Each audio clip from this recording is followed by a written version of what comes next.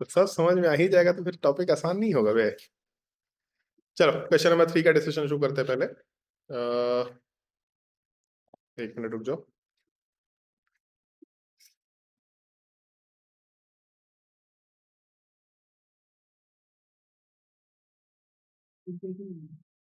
और जहां जहां हम कॉमन नेम लिखाएंगे उन सब कॉमन नेम्स का थोड़ा ध्यान रखना है। चलिए भाई ध्यान दीजिए, क्वेश्चन नंबर 3। सबसे पहला चीज, NH2 ग्रुप दे रखा। NH2 ग्रुप के केस में पहले एटम पे लोन पेयर है। अगर पहले एटम पे लोन पेयर, इसका मतलब प्लस एम इफेक्ट है। दूसरे में NHCOCH3 दे रखा। इसको अगर थोड़ा सा हम एक्सपेंड करेंगे तो NH के साथ C डबल बॉन्ड OCH3 है। इसमें भी पहले एटम पे लोन पेयर, इसका मतलब प्लस एम है। दोनों में प्लस एम है। ज्यादा प्लस एम किसका होगा?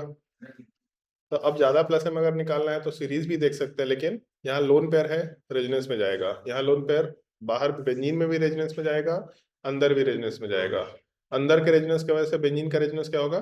कम। अगर बेंजीन का रेजोनेंस कम हो गया मतलब प्लस एम कम हो जाएगा। सो ज्यादा प्लस एम पहले में आ गया। इलेक्ट्रॉन डेंसिटी भी 1 > 2 कंसिडर किया जा सकता है। समझे? कोई दिक्कत? क्वेश्चन नंबर 4 वाले पार्ट में पहले NO2 दे रखा। NO2 ध्यान रखना है, सबसे स्ट्रॉन्ग -I और सबसे स्ट्रॉन्गेस्ट -M भी है। अगर आप सीक्वेंस की बात करें तो सबसे स्ट्रॉन्गेस्ट -M और सबसे स्ट्रॉन्ग -I NO2 होता है, अगर न्यूट्रल ग्रुप लेके चलते हैं।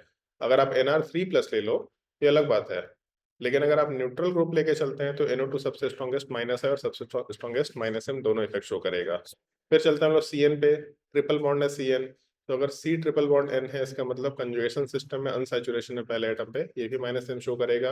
CHO में भी पहले एटम पे अनसैचुरेशन, इसका मतलब -M शो करेगा। तीनों -M है। अगर तीनों -M है तब सीरीज देखना पड़ेगा। सबसे ज्यादा -M किसका? NO2 का, फिर उसके बाद CN का, फिर उसके बाद CHO का। अब -M क्या करेगा? इलेक्ट्रॉन डेंसिटी घटाएगा। जितना ज्यादा -M उतना ज्यादा इलेक्ट्रॉन डेंसिटी घटाएगा, जितना कम -M उतना कम इलेक्ट्रॉन डेंसिटी घटा पाएगा। सो पहले वाले केस में NO2 इलेक्ट्रॉन डेंसिटी सबसे ज्यादा डिक्रीज करेगा, सबसे लोअर वैल्यू पे फर्स्ट होगा। CN थोड़ा सा कम इलेक्ट्रॉन डेंसिटी घटा पाएगा, थोड़ा सा हाइयर इलेक्ट्रॉन डेंसिटी होगा। CHO सबसे कम इलेक्ट्रॉन डेंसिटी घटा पाएगा, सबसे हाईएस्ट इलेक्ट्रॉन डेंसिटी CHO में आएगा। 1 2 3 निकल के आ जाना चाहिए ऑर्डर। समझे? आगे बढ़े सत्यम सर। क्वेश्चन नंबर 3 वाले पार्ट में चलते हैं। 3 का आंसर क्या होना चाहिए? सॉरी 5 उधर तो 3 हो ही चुका था। 3 4 5 का आंसर क्या होगा? NO2 -M शो कर रहा, 2 NO2 है, 2 -M, 3 NO2 है, 3 -M। सबसे ज्यादा -M किसमें? 3 में, फिर 2 में, फिर 1 में। एक -M इलेक्ट्रॉन डेंसिटी घटाएगा, 2 -M ज्यादा इलेक्ट्रॉन डेंसिटी घटाएगा, 3 -M और ज्यादा इलेक्ट्रॉन डेंसिटी घटाएगा। सो 1 में भी कम है इलेक्ट्रॉन डेंसिटी, लेकिन रिलेटिवली सबसे हाईएस्ट है। फिर 2 में, फिर उसके बाद 3 का ऑर्डर हो जाना चाहिए। कोई दिक्कत? आगे बढ़े। क्वेश्चन नंबर 6 बना किसी से? सबसे पहले वाले केस में NH2 दे रखा, दूसरे वाले केस में NH के साथ COCH3 दे रखा, और फिर तीसरे वाले केस में N के साथ 2 COCH3 दे रखा है, C double bond O CH3। पहले वाले केस में लोन पेयर बेंजीन के साथ रेजोनेंस में जाएगा, दूसरे में भी लोन पेयर बेंजीन के साथ रेजोनेंस में जाएगा, तीसरे में भी लोन पेयर बेंजीन के साथ रेजोनेंस में जाएगा। तीनों प्लस M है, कोई दिक्कत नहीं है। लेकिन तीनों में ये जो सेकंड केस है, इसमें लोन पेयर अंदर भी रेजोनेंस में जा रहा। सो अंदर में रेजोनेंस जाएगा, इसका मतलब बाहर का रेजोनेंस थोड़ा सा कम हो जाएगा। क्या हो गया? हाँ, फोर्थ का आंसर, सॉरी 3 to 1 ना, 3 to 1 समझाए तो ठीक ही थे हम, लिख उल्टा दिए थे क्या? ठीक है। हाँ, सो नाइट्रोजन का लोन पे रेजोनेंस में जाएगा अंदर, अंदर के रेजोनेंस की वजह से बाहर का रेजोनेंस कम होगा, मतलब प्लस एम थोड़ा कम होगा। थर्ड वाले केस में लोन पेयर दो जगह अंदर रेजोनेंस में जा रहा, तो अंदर के दो रेजोनेंस की वजह से बेंजीन का रेजोनेंस और ज्यादा डिक्रीज करेगा, मतलब प्लस एम सबसे लीस्ट थर्ड वाले केस में आएगा। पहले वाले केस में लोन पेयर फ्री है, सबसे ज्यादा बेंजीन के साथ रेजोनेंस। दूसरे वाले केस में लोन पेयर को दो जगह रेजोनेंस करना पड़ रहा है, मतलब बेंजीन का रेजोनेंस कम होगा। थर्ड वाले केस में लोन पेयर को 3 जगह रेजोनेंस करना पड़ रहा है, मतलब बेंजीन का रेजोनेंस और भी घटेगा। जितना ज्यादा लोन पेयर रेजोनेंस करेगा बेंजीन के साथ, उतना ज्यादा प्लस एम इफेक्ट है, उतना ज्यादा इलेक्ट्रॉन डेंसिटी 1 2 3 अपना ऑर्डर कंसिडर किया जा सकता है। क्वेश्चन नंबर 6 में। क्वेश्चन नंबर 7 में चलते हैं। क्वेश्चन नंबर 7 को देख के क्या करे, बेंजीन रिंग, एक ग्रुप अटैच्ड है, इधर ग्रुप अटैच्ड है। ये जो ग्रुप है, इस ग्रुप में जो एटम बेंजीन से अटैच्ड है इस पे लोन पेयर है, इसका मतलब ये group plus M effect show करेगा। दूसरे वाले साइड में भी जो ग्रुप अटैच्ड है बेंजीन से, इस बेंजीन से अटैच्ड एटम के ऊपर लोन पेयर है, इसका मतलब प्लस एम इफेक्ट शो करेगा। सेकेंड वाले केस में चलते हैं, बेंजीन से जो ग्रुप अटैच्ड है इस पे लोन पेयर है मतलब प्लस एम, बट दूसरे वाले केस में बेंजीन से जो एटम अटैच्ड है इसमें अनसैचुरेशन है मतलब माइनस एम। थर्ड वाले केस में बेंजीन से जो एटम अटैच्ड है इसमें अनसैचुरेशन है मतलब माइनस एम। दूसरे वाले साइड में बेंजीन से जो एटम अटैच है इसमें अनसैचुरेशन मतलब माइनस एम।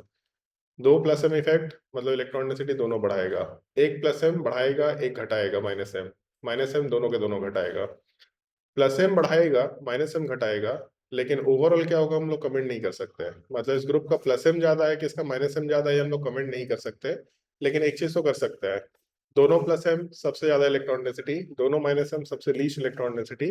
इसमें थोड़ा सा बढ़ेगा थोड़ा घट जाएगा, ओवरऑल क्या होगा नहीं बता सकते, लेकिन जो भी होगा रहेगा तो बीच में ही। सो 1 का इलेक्ट्रॉन डेंसिटी सबसे हाईएस्ट होगा, फिर 2 का होगा, फिर 3 का हो जाएगा। बोल सकते हैं ऐसा। क्वेश्चन नंबर 8 में चलते हैं। यहाँ पे कौन सा इफेक्ट लिखे, सवाल तो बस यही है। रेजोनेंस हो सकता है क्या बेंजीन के साथ इस ग्रुप का? कोई कंजुगेशन सिस्टम है? कंजुगेशन सिस्टम नहीं है मतलब मेसोमेरिक इफेक्ट नहीं हो सकता, रेजोनेंस नहीं हो सकता। हाइपर कंजुगेशन ये हम लोग डिस्कशन किए थे, बेंजीन में डबल बॉन्ड होता है।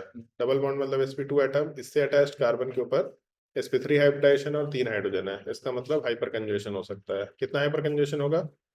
3 हाइपर कंजुगेशन। दूसरे वाले केस में भी हाइपर कंजुगेशन दिख रहा है, C2H5 CH2 CH3। दूसरे एटम पे 2 हाइड्रोजन है, इसका मतलब हाइपर कंजुगेशन हो सकता है कितना? 2। तीसरे वाले केस में जो अटैच्ड एटम है इसके ऊपर एक हाइड्रोजन है मतलब एक hyper conjugation. Hyper conjugation plus effect है, डोनेटिंग इफेक्ट। जितना ज्यादा डिग्री ऑफ हाइपर कंजुगेशन उतना ज्यादा प्लस इफेक्ट होगा, जितना ज्यादा प्लस इफेक्ट होगा उतना ज्यादा इलेक्ट्रॉन डेंसिटी होगा। सबसे ज्यादा हाइपर कंजुगेशन 1 में, फिर 2 में, फिर 3 में। ऐसा क्वेश्चन सॉल्व किया जा सकता है। क्वेश्चन नंबर 7 को स्टार मार्क करके रख लो, क्वेश्चन नंबर 6 को स्टार मार्क करके रख लो। क्वेश्चन भारी नहीं है, लेकिन आप लोग के लिए पहली बार है इस तरह का क्वेश्चन, इसलिए अच्छा क्वेश्चन बोल सकते हैं इसको। समझ आ गया टॉपिक? नेक्स्ट क्लास में सबसे इंपॉर्टेंट टॉपिक शुरू होगा, electron density, sorry stability of ion. अगर वो टॉपिक अच्छा है तो आप मान के चलिए इसके आगे के सारे टॉपिक्स आपके अच्छे हो जाएंगे। सो स्टेबिलिटी ऑफ आयंस पे हम लोग बहुत सारे क्वेश्चन सॉल्व करेंगे, आराम से धीरे धीरे क्वेश्चन सॉल्व करते चले जाएंगे। कल क्लास है क्या मेरा? कल क्लास है? बोलो भाई, आया ना?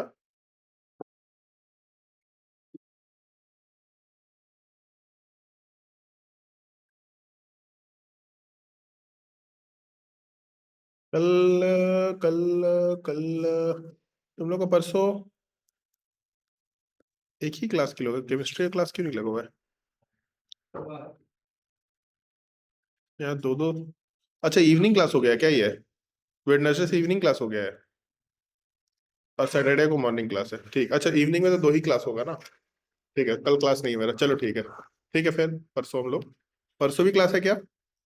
नहीं, परसों भी नहीं है, ठीक है। परसों मिलते हैं थर्सडे को। आज के लिए क्लास यहीं पे समाप्त करते हैं।